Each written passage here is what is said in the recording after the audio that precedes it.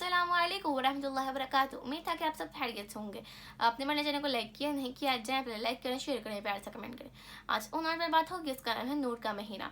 इस मुकाम पर एक और बात भी जहन नशीनी रहनी चाहिए कि चूँकि सारी दुनिया में रमज़ान की तारीखें एक नहीं होती और इनमें रद्दोबदल होता रहता है, इसलिए ये बात यकीन से कहना मुश्किल है कि किस आदमी को वाकया वही असल रात मिल गई है। इसके लिए एक तालिब सादिक को हर रमज़ान में इसे तलाश करना चाहिए।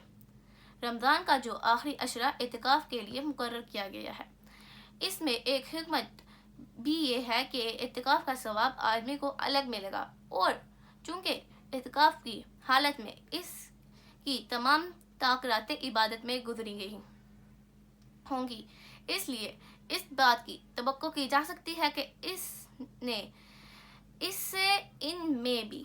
इससे इन ताक़रातें की इबादत का सवाब भी ज़्यादा मिलेगा।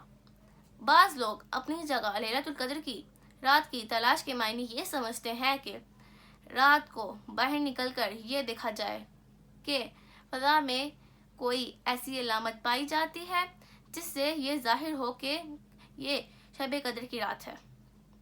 फ़ज़ा में कोई ऐसा नूर बरस रहा है कि जिससे इस रात का साबित हो जाए कि ये लैलतुल क़द्र की रात है।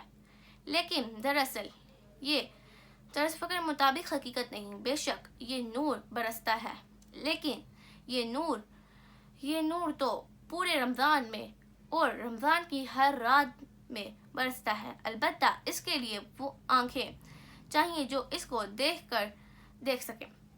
ये नूर दर हकीकत आपकी इबादत के अंदर बरसता है। ये नूर खुदा की रज़ा तलबी के अंदर आपके भलाइयों के लिए, आपके ज़ौक़ शौक़ में और इबादत के लिए, आपके खलूस व एहतमाम में, आपके एक एक फ़ाइल में बरसता है। माशाअल्लाह, जज़ाकल्लाह। उम्मीद था कि मेरा ब्लॉग अच्छा लगा होगा। अगर अच्छा लगा होगा तो लाइक कीजिए, सब्सक्राइब कीजिए एंड बेल आइकन बटन को दबाना ना भूलिएगा।